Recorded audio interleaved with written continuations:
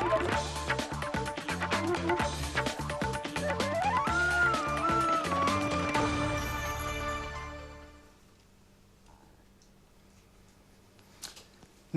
આજના ન્યૂઝ ફોકસમાં હું જયેશ મોદી આપનું સ્વાગત કરું છું। શરૂઆત કરીએ મુખ્ય સમાચારથી। ન્યુયોર્કના મેડિસન સ્ક્વેરમાં પ્રધાનમંત્રી મોદીને સાંભળવા માટે અભૂતપૂર્વ મેદની હાજર। ટાઈમ્સ સ્ક્વેર ઉપર પણ પ્રસારણ નિહાળવા માટે પડાપડી, જાણે કે મોદીમય બન્યું અમેરિકા।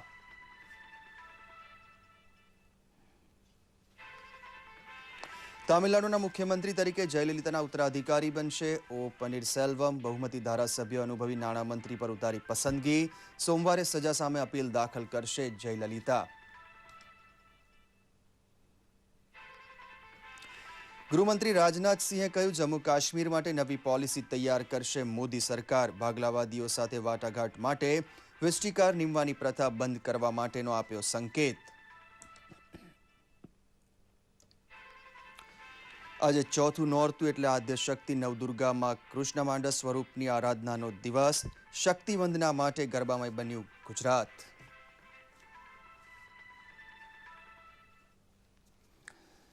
જોઈએ સમાચાર વિગતવાર।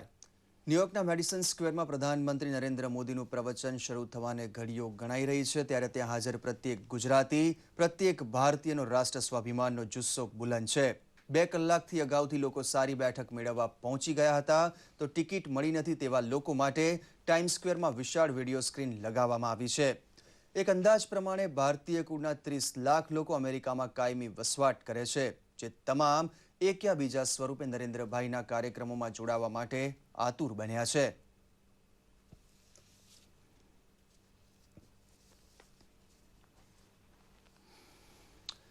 પ્રધાનમંત્રી મોદીના ઉદ્બોધનને કારણે હિન્દી ભાષા અને હિન્દુસ્તાનના ઇતિહાસમાં સંયુક્ત રાષ્ટ્ર મહાસભાનું અધિવેશન અંકિત થઈ ચૂક્યા છે। ભારતનો દૃષ્ટિકોણ રજૂ કરવા માટે અટલ બિહારી વાજપેયીએ હિન્દી ભાષાનો ઉપયોગ કર્યા બાદ આટલા દાયકા પછી ફરીથી હિન્દી શબ્દોનો ધ્વનિ ત્યાં ગુંજ્યો હતો। પ્રધાનમંત્રી શ્રી નરેન્દ્ર મોદીએ સંયુક્ત રાષ્ટ્ર મહાસભાના 69માં વાર્ષિક અધિવેશનને હિન્દીમાં સંબોધન કરતા જણાવ્યું કે તેમની સરકારની નીતિ પાકિસ્તાન સહિત તમામ પાડોશી દેશો સાથે મૈત્રી અને સહકાર વધારવાની છે। मैं पाकिस्तान से मित्रता और सहयोग बढ़ाने के लिए पूरी गंभीरता से शांतिपूर्ण वातावरण में बिना आतंक के साये के साथ द्विपक्षीय वार्ता करना चाहता हूं, लेकिन पाकिस्तान का भी यह दायित्व है कि उपयुक्त वातावरण बनाए और गंभीरता से द्विपक्षीय बातचीत के लिए सामने आए। પ્રધાનમંત્રીએ કહ્યું કે આતંકવાદ નવા નામ અને નવા રૂપ લઈ રહ્યો છે, ત્યારે ત્રાસવાદનો ખાત્મો બોલાવવા સહિયારી લડાઈ જરૂરી છે। आज भी कई देश आतंकवादियों को अपने क्षेत्र में पनाह दे रहे हैं और आतंकवाद को अपनी नीति का उपकरण मानते हैं, और जब good terrorism and bad terrorism ये बातें सुनने को मिलती है, तब तो आतंकवाद के खिलाफ लड़ने की हमारी निष्ठाओं पर भी सवाल या निशान खड़े होते हैं। પ્રધાનમંત્રીએ કહ્યું કે સંયુક્ત રાષ્ટ્ર સુરક્ષા પરિષદનો વિસ્તાર મહત્વપૂર્ણ છે। તેમણે કહ્યું કે આંતરરાષ્ટ્રીય સંસ્થાઓને વધુ લોકતાંત્રિક બનાવવી જરૂરી છે। પ્રધાનમંત્રીએ કહ્યું કે ભારત વિશ્વને એક મોટા પરિવાર તરીકે માને છે અને વસુધૈવ કુટુંબકમની ભાવના દેશની પરંપરા રહી છે। પ્રધાનમંત્રીએ કહ્યું કે યોગ કેવળ ભારતની જીવનશૈલીનો અભિન્ન હિસ્સો જ નથી, પરંતુ પ્રકૃતિ સાથે સંવાદનું માધ્યમ પણ છે। તેમણે સંયુક્ત રાષ્ટ્રને આંતરરાષ્ટ્રીય યોગ દિવસ મનાવવાનું આહવાન કર્યું હતું। પ્રધાનમંત્રીએ સંયુક્ત રાષ્ટ્ર મહાસભામાં પોતાના પ્રથમ સંબોધનમાં કહ્યું કે ભારતની નીતિ બહુમૂલ્ય છે। ભારત ન્યાય, અવસર, ગરિમા અને વિશ્વ શાંતિ માટે પ્રતિબદ્ધ છે। દૂરદર્શન સમાચાર, અમદાવાદ।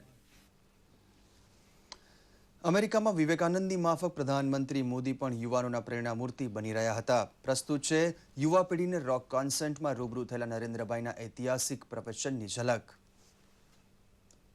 પશ્ચિમી દેશ અને પશ્ચિમનું જ સંગીત, પરંતુ પોશાક હિન્દુસ્તાની।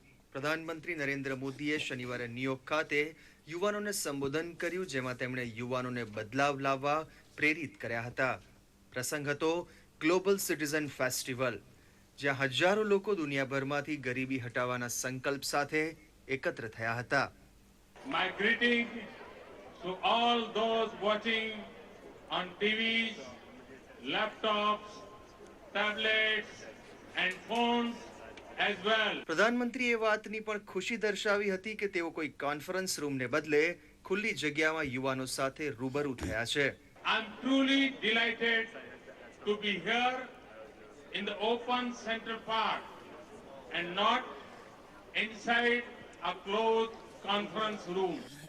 ગરીબી હટાવવા પર ભાર મૂકતા પ્રધાનમંત્રીએ કહ્યું હતું કે જરૂરિયાતમંદ લોકોને સ્વાસ્થ્ય સેવા તેમજ સ્વચ્છ પાણી પૂરું પાડવું જોઈએ.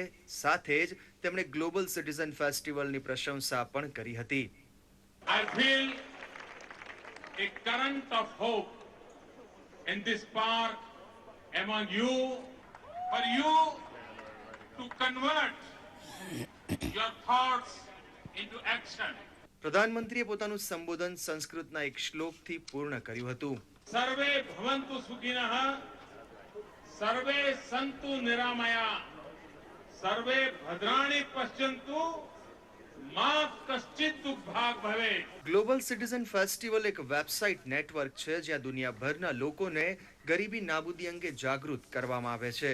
તેમજ આ નેટવર્કનો મુખ્ય ઉદ્દેશ્ય દેશ વિદેશમાંથી ગરીબીને મૂળમાંથી દૂર કરવાનો છે. દૂરદર્શન સમાચાર, અમદાવાદ.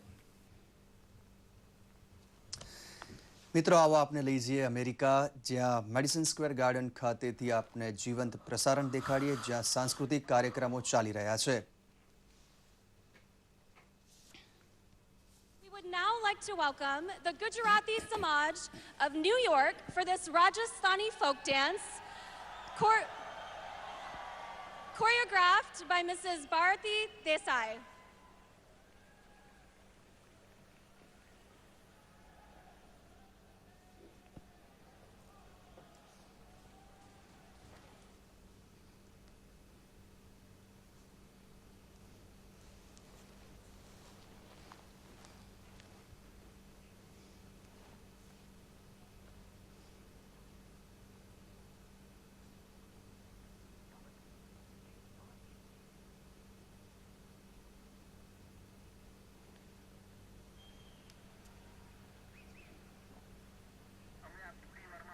लोक नृत्य की शुरुआत होगी.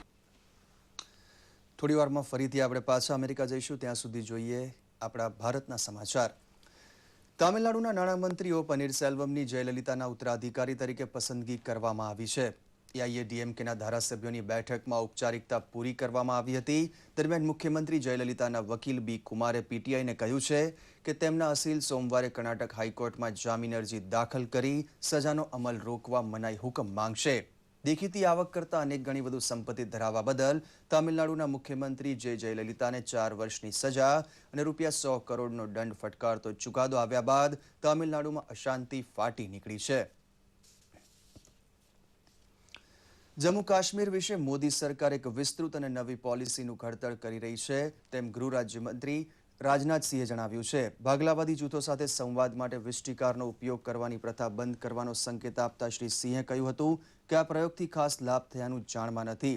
આંતરરાષ્ટ્રીય સરહદ તથા નિયંત્રણ રેખા ઉપર ઘૂસણખોરીનું પ્રમાણ ઘટ્યું હોવાનો દાવો પણ તેમણે પીટીઆઈ સમક્ષ કર્યો હતો. રાષ્ટ્રપતિ પ્રણવ મુખર્જીએ મહારાષ્ટ્રમાં રાષ્ટ્રપતિ શાસન લાદવા માટે કેબિનેટ દ્વારા કરાયેલી ભલામણને મંજૂર કરી દીધી હોવાનું જાણવા મળ્યું છે. તો બીજી બાજુ કોંગ્રેસનું કહેવું છે કે એનસીપીએ ટેકો પાછો ખેંચી લીધા બાદ નૈતિકતાના આધારે મુખ્યમંત્રી પૃથ્વીરાજ ચૌહાણે રાજીનામું ધરી દીધું હોવા છતાં રાષ્ટ્રપતિ શાસન લાદવું વાજબી નથી, ખાસ કરીને જ્યારે ચૂંટણીને માડ 15 દિવસ જ બાકી રહ્યા હોય. पृथ्वीराज चौहान मुख्यमंत्री थे, नैतिकता के आधार पे उन्होंने इस्तीफा दिया. वो चाहते तो न देते. वहाँ पे केयर टेकर मुख्यमंत्री रहना चाहिए था. राष्ट्रपति शासन की कोई ज़रूरत नहीं थी. 15 दिन में चुनाव होने वाला है. 15 तारीख को लोग अपने वोट डालेंगे और 20 तारीख तक वहाँ पे सरकार बन जाएगी. ન્યાયમૂર્તિ એચ.એલ. દત્તુએ આજે ભારતના 42મા મુખ્ય ન્યાયમૂર્તિ તરીકે પદ અને ગુપ્તતાના શપથ ગ્રહણ કર્યા છે. રાષ્ટ્રપતિ ભવનમાં યોજાયેલા એક સમારંભમાં રાષ્ટ્રપતિ પ્રણવ મુખર્જીએ ન્યાયમૂર્તિ એચ.એલ. દત્તુને સોગંદ લેવડાવ્યા હતા. ન્યાયમૂર્તિ એચ.એલ. દત્તુનો કાર્યકાળ 14 માસનો રહેશે અને તેઓ ન્યાયમૂર્તિ એલ.એમ. લોઢાના અનુગામી બન્યા છે. ન્યાયમૂર્તિ એલ.એમ. લોઢા ગઈકાલે સેવાનિવૃત્ત થયા હતા. મુખ્યમંત્રી શ્રીમતી આનંદીબેન પટેલે યુવાધનના સામર્થ્ય, કૌશલ્ય અને વિકાસમાં જોડવા ઉદ્યોગકારોને સરકાર સાથે રોજગારી નિર્માણમાં ભાગીદાર બનવાનું આહવાન કર્યું છે. મુંબઈમાં ચેમ્બર ઓફ કોમર્સ અને ઇન્ડસ્ટ્રીઝ, દિલ્હી અને ઇન્ડિયન મર્ચન્ટ ચેમ્બર દ્વારા અગ્રણી ઉદ્યોગકારોની ઉપસ્થિતિમાં યોજાયેલા સન્માન સમારોહમાં મુખ્યમંત્રીએ ગુજરાતના બાળકોને કુપોષણ મુક્ત બનાવવા કરેલી પહેલને આઈએમસીની 108 વર્ષની ઉજવણી પ્રસંગે 100 કિલોની એક એવી 108 અનાજની બેગ અને 3,51,000 રૂપિયાનો ચેક અક્ષયપાત્ર સંસ્થાને અર્પણ કર્યો હતો. મેક ઇન ઇન્ડિયાનું પ્રવચન નરેન્દ્રભાઈનું સાંભળ્યું હશે ત્યારે તમને લાગ્યું હશે કેટલો કોન્ફિડન્સ છે એમનામાં કે મારે દેશમાં પરિવર્તન લાવવું છે. એટલું નહીં, આપણે બધા, તમે બધા એવું સાંભળતા આવ્યા હતા, લેખો વાંચતા હતા, સાધુ સંતો બોલતા હતા 21મી સદી કોની, બધા બોલતા હતા 21મી સદી ભારતની. અમે પછી એમ કહેતા કે 21મી સદી મહિલાઓની પણ બનવાની છે. નવરચિત મહીસાગર જિલ્લાના બાલાસિનોર અને વીરપુર તાલુકાનો ગરીબ કલ્યાણ મેળો યોજાઈ ગયો, જેમાં કલ્યાણ યોજનાઓના લાભાર્થીઓને સીધો લાભ આપવા માટે સહાયનું મોટા પાયે વિતરણ કરાયું હતું. મંત્રી પ્રદીપસિંહ જાડેજાની આગેવાનીમાં યોજાયેલા ગરીબ કલ્યાણ મેળામાં શાળાએ જતી છોકરીઓને સાયકલોનું પણ વિતરણ કરાયું હતું.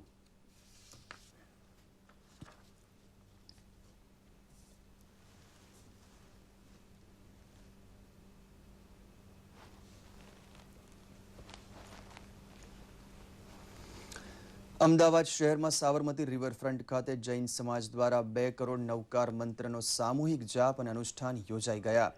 જૈન શ્વેતાંબર મૂર્તિપૂજક સંઘ દ્વારા આયોજિત અનુષ્ઠાનમાં 25,000થી વધુ જૈન ભાવિકોએ ઉપસ્થિત રહીને નવકાર મંત્રના જાપ કર્યા હતા. જૈનાચાર્ય ગુણરત્ન સુરેશ્વરના સંકલ્પ અને વિશ્વ કલ્યાણની ભાવનાના આશયથી આ ધાર્મિક સમારોહનું આયોજન કરવામાં આવ્યું હતું. નવકાર મંત્રમાં જૈન ધર્મની મૂળભૂત ભાવના રહેલી છે, ત્યારે તેની પ્રચંડ શક્તિની મદદથી વિશ્વમાં અવશ્ય શાંતિ સ્થપાશે, તેમ જૈનાચાર્ય જયઘોષ સુરેશ્વરે જણાવ્યું હતું.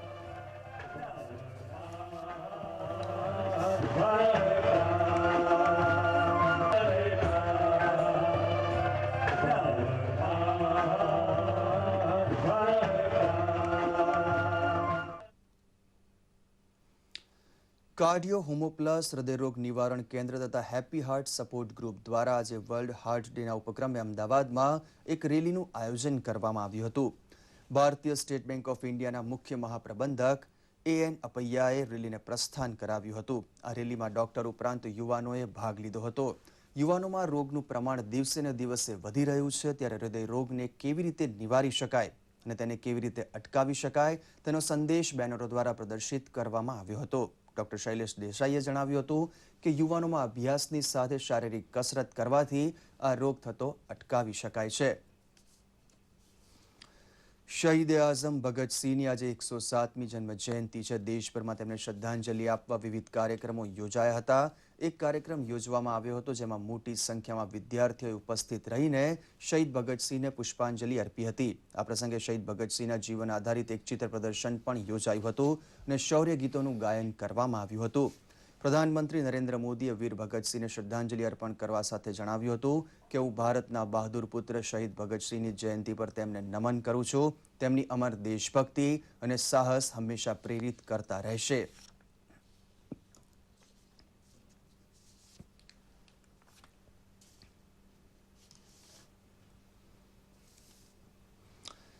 કલોલ તાલુકાના સબાસપુર અને શેરીસા ગામ પાસે ઓએનજીસીની પાઇપલાઇન તૂટતા ઘણી મોટી માત્રામાં ઓઇલ લીક થયું હતું. આ તેલનો કાળો રગડો બાજુમાં પસાર થતી ઉદ્યોગોના ડ્રેનેજ પાણીની કેનાલમાં ભળતા આસપાસના ખેતરોમાં ઊભા પાકને નુકસાન થયું છે.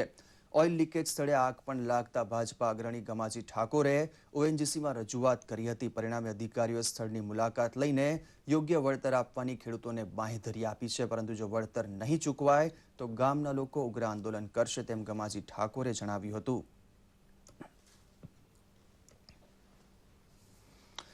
મિત્રો, આપણી સાથે આજે સ્ટુડિયોમાં ચર્ચા કરવા માટે ઉપસ્થિત છે જાણીતા સમાજશાસ્ત્રી ડોક્ટર વિદ્યુત જોશી. વિદ્યુતભાઈ, આપનું અમારા સ્ટુડિયોમાં સ્વાગત છે. નમસ્તે. હમણાં થોડી જ વારમાં ન્યુયોર્કમાં મેડિસન સ્ક્વેર ગાર્ડન ખાતે ભારતીય સમુદાય દ્વારા આયોજિત સમારંભમાં પ્રધાનમંત્રી શ્રી નરેન્દ્ર મોદીની આટલી આતુરતા અને આટલી ઘેલછાનું કારણ આપ શું માનો છો? પહેલી વાત તો એ છે કે અમેરિકાએ શરૂઆતમાં વિઝા આપવાની ના પાડી જી અને પછી પ્રધાનમંત્રી થયા પછી એમને સામેથી બોલાવવા પડ્યા. એટલે બહુ સ્વાભાવિક છે કે ત્યાંના ભારતીય સમુદાયને પોતાની જીત લાગે. જી બીજી વાત એ કે અમેરિકામાં બીજેપીનું એક મંચ કામ કરી રહ્યો છે. એ મંચ આ કાર્યક્રમના સંગઠનમાં, એટલે બીજેપી એક માળખું સંગઠનનું મજબૂત છે, એ કામ કરી રહ્યો છે. એ સંગઠનને લીધે પણ આ વાત શક્ય બની છે. અને ત્રીજી વાત, નરેન્દ્ર મોદીનો પોતાનો કરિશ્મા. ભારતમાં એ જ્યાં જાય ત્યાં લોકો મોદી મોદી કરતા હોય તો એ જ આકર્ષણ એ જ્યાં બીજે જાય ત્યાંના ભારતીયો અને બીજા એમને જેને ગમતા હોય તેવા લોકોને મનમાં થાય કે આ વ્યક્તિ એવી છે કે જે હુ વિલ ડિલિવર ગુડ્સ, એ આપણને વિકાસ આપશે એવું લાગે. એટલે સ્વાભાવિક છે કે કરિશ્માધારી નેતૃત્વ કાયમ પેદા નથી થતું, અમુક વર્ષો બાદ પેદા થાય છે. આપણી પાસે હવે કરિશ્માધારી આપણે આપણી ચર્ચા વિદ્યુતભાઈ જારી રાખીએ છીએ, પણ મિત્રો આપણે પહોંચી જઈએ હવે અમેરિકા, જ્યાં મેડિસન સ્ક્વેર ગાર્ડન ખાતે સાંસ્કૃતિક કાર્યક્રમ યોજાઈ રહ્યો છે. આપ જોઈ રહ્યા છો અમેરિકાથી સાંસ્કૃતિક કાર્યક્રમોનું જીવંત પ્રસારણ મેડિસન સ્ક્વેર ગાર્ડન ખાતેથી.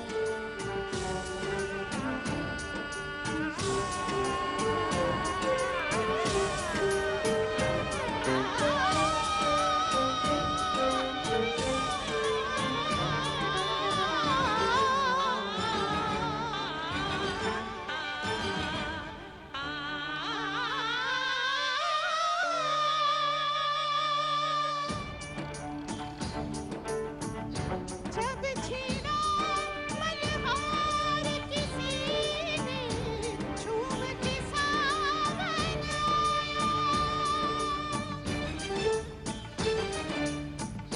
आग लगा दी पानी में जब दीपक राग सुनाया, सात सुरों का संगम ये जीवन गीतों की माला, हम अपने भगवान को ही कहते हैं बांसुरी वाला।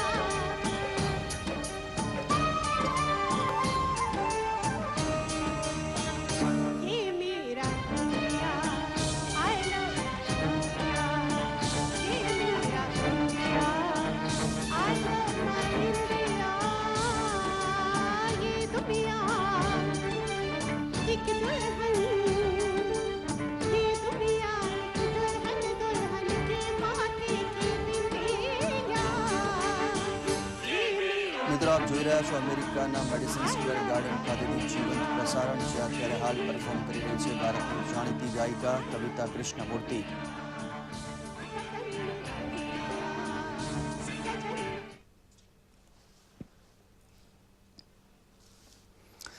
હા, તો વિદ્યુતભાઈ, આપે અત્યારે જોઈ મેડિસન સ્ક્વેર ગાર્ડન ખાતે હજારોની સંખ્યામાં લોકો ઉમટેલા છે માત્ર ને માત્ર નરેન્દ્ર મોદીની એક ઝલક લેવા માટે, એમને એક વખત નિહાળવા માટે, એમને સાંભળવા માટે. તો આપ શું માનો છો કે આજે તે કઈ રીતની સ્પીચ ડિલિવર કરશે? એમ લાગે છે કે નરેન્દ્ર મોદી પોતે થોડા ઉપર ઉઠી જશે અને લોકોને પણ ઉપર ઉઠાવશે. જી એટલે નાના નાના ઝઘડાઓની વાત કદાચ એ નહીં કરે.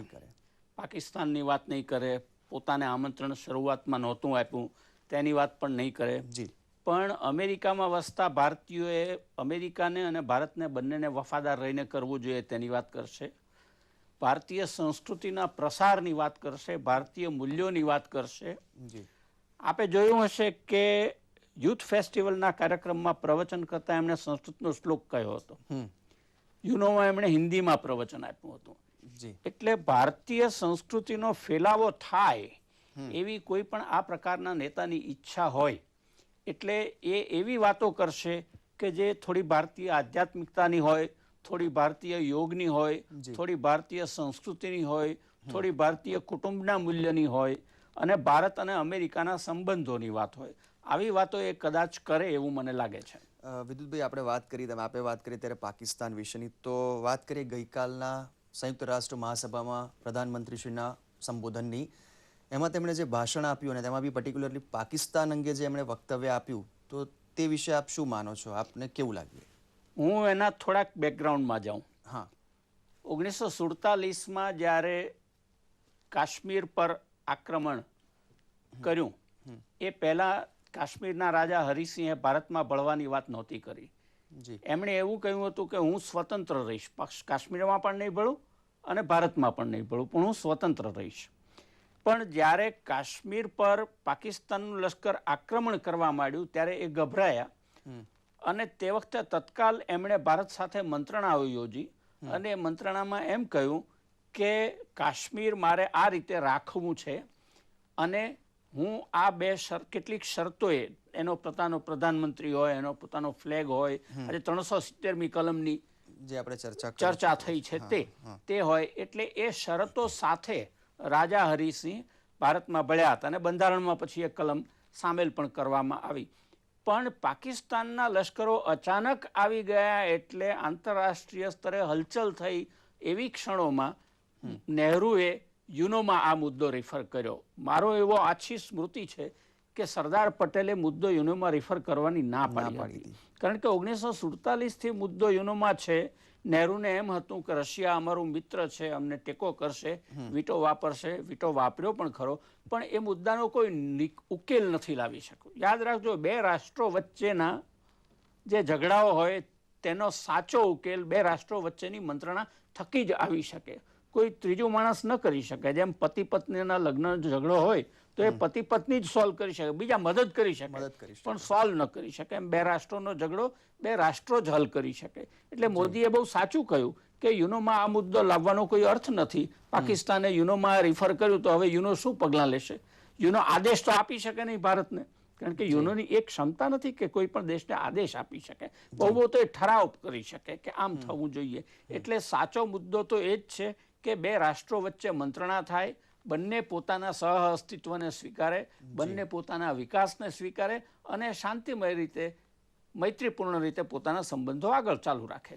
જી. અને આજે જે આપણે સમાચારમાં હમણાં જોયું કે ગૃહમંત્રી રાજનાથસિંહે જે વિસ્ટીકારની નિમણૂક છે એને હવે કદાચ બંધ કરી દેવાની એક પ્રથા હતી, જે બંધ કરી દેવાની એક પહેલ કરી છે, તો તે વિશે આપ શું કહેશો? એ વિસ્ટીકારની નિમણૂકની જો આપણે પાછળ જઈએ તો કેટલાક નિષ્ણાતો, કેટલાક સ્ટેટ્સમેન અને કેટલાક મુત્સદ્દીઓનો સવાલ આવીને ઊભો રહે છે.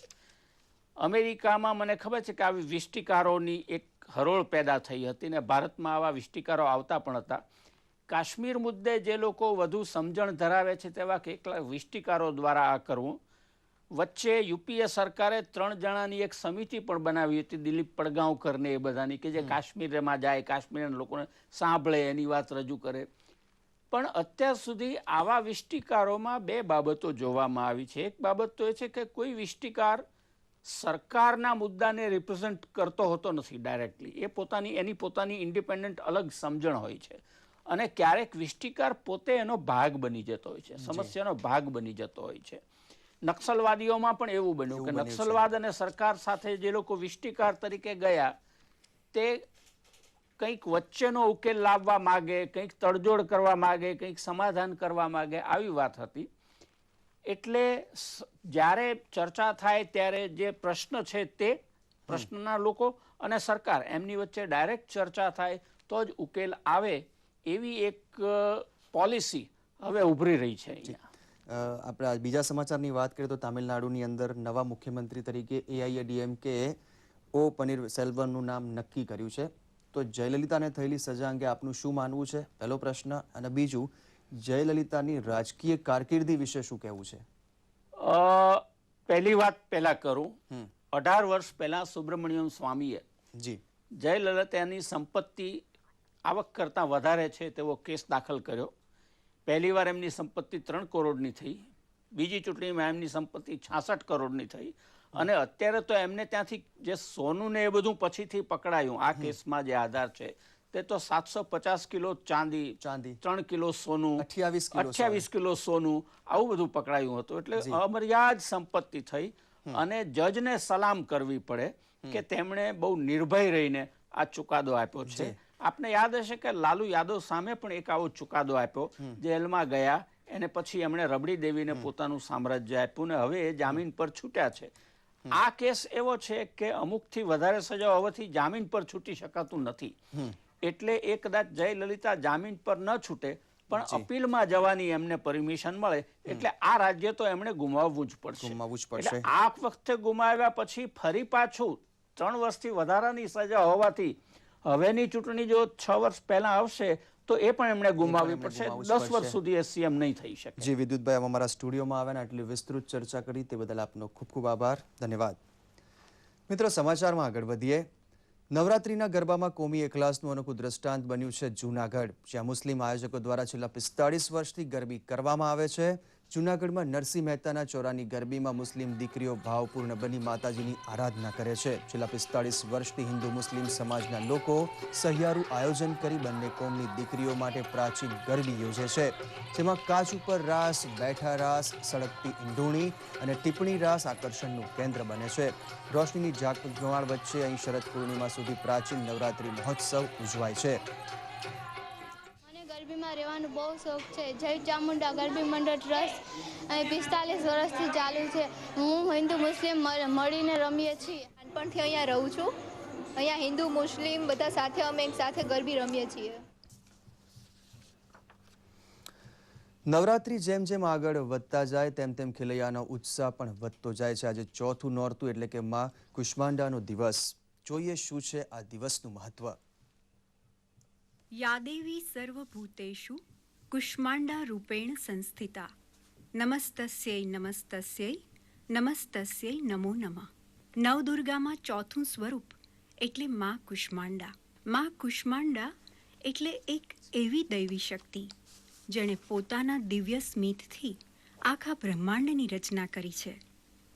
અષ્ટભુજા તરીકે ઓળખાતા માં કુષ્માંડા માટે એવું પણ કહેવાય છે કે તેઓ સૂર્યનું સંચાલન પણ કરે છે. કમંડળ, ધનુષ, ચક્ર, જપમાળા અને કમળ ધારણ કરનારા માં કુષ્માંડાનું વાહન વાઘ છે. આજે નવરાત્રિના ચોથા નોરતે માં કુષ્માંડાની પૂજા અર્ચના કરવાથી ભક્તોને ધન, વૈભવ તેમજ આરોગ્યની સુખાકારી પ્રદાન થાય છે. નવરાત્રિનો રંગ ઠેર ઠેર છવાયેલો છે, ત્યારે ખેલૈયાઓ થાક્યા વગર મન મૂકીને ગરબા કરતા નજરે પડે છે. સુરતમાં પણ ખેલૈયાઓમાં અદમ્ય ઉત્સાહ જોવા મળ્યો. માં દુર્ગાની આરાધનાના તહેવારમાં ખેલૈયાઓ પણ ગરબા રમી આરાધના કરી રહ્યા છે. તો ગોંડલમાં પણ કંઈક આવો જ માહોલ જોવા મળ્યો. અહીં પરંપરાગત ગરબીનું આયોજન કરાયું હતું, જેમાં બાળકોથી મોટા સૌએ ગરબાનો આનંદ માણ્યો હતો.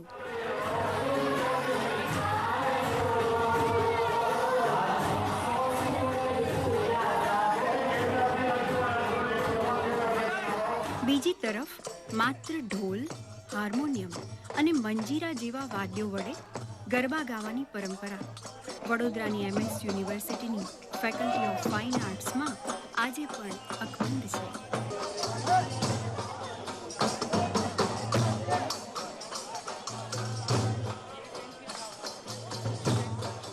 દૂરદર્શન સમાચાર, અમદાવાદ. મિત્રો, ન્યૂઝ ફોકસ પૂરું કરતા પહેલા આવો ફરી એકવાર જઈએ અમેરિકા, મેડિસન સ્ક્વેર ગાર્ડન ખાતે અને ત્યાં નિહાળીએ સાંસ્કૃતિક કાર્યક્રમ.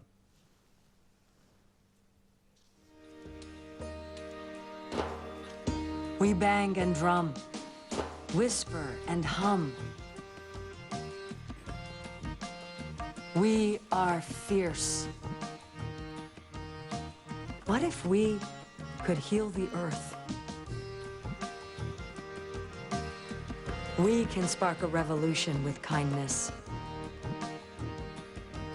Let us walk together, think together, act together. Together, we will move forward. Together, we will make change. Everything is possible.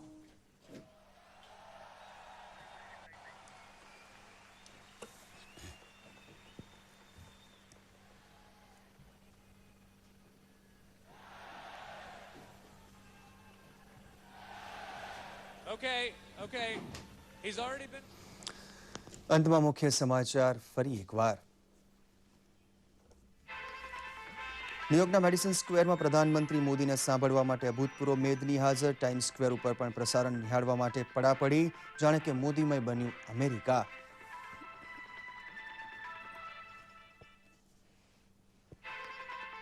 તમિલનાડુના મુખ્યમંત્રી તરીકે જયલલિતાના ઉત્તરાધિકારી બનશે ઓ પનીરસેલ્વમ. બહુમતી ધારાસભ્ય અનુભવી નાણામંત્રી પર ઉતારી પસંદગી. સોમવારે સજા સામે અપીલ દાખલ કરશે જયલલિતા.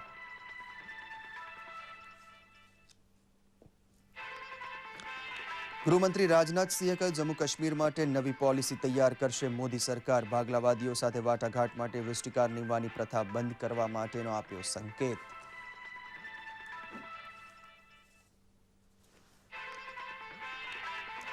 આજે ચોથું નોરતું એટલે આદ્યશક્તિ નવદુર્ગા માં કુષ્માંડા સ્વરૂપની આરાધનાનો દિવસ. શક્તિ વંદના માટે ગરબામય બન્યું ગુજરાત. તો દર્શક મિત્રો, તમારા સૂચન, અભિપ્રાય, પ્રશંસા અને ટીકા અમને સમાચાર ahmedabad@gmail.com પર મોકલશો. અને હા, બીજી વાત, ક્યારેક અમારું બુલેટિન જોવાનું ચૂકી જવાય તો હવે યુટ્યુબ પર ડીડી ગિરનાર ઓફિશિયલ સર્ચ આપવાથી લેટેસ્ટ બુલેટિન હાજર થઈ જશે. આપને મારી વેબસાઇટ www.ddgirnar.com પરથી દેશ વિદેશના સમાચારો પણ મળી રહેશે. તો આ સાથે જ આજનું ન્યૂઝ ફોકસ અહીં સમાપ્ત કરીએ છીએ. નમસ્કાર.